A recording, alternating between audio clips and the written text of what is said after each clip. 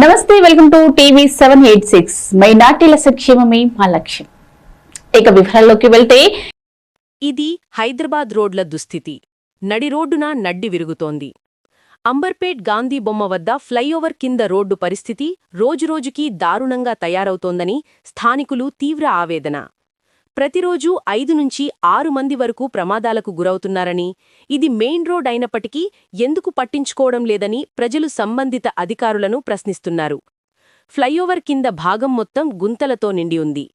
మహంకాళి అమ్మవారి ఆలయం నుంచి రామంతాపూర్ వైపు వెళ్లే మార్గంలో ఎక్కడా సరైన రోడ్డు లేదు.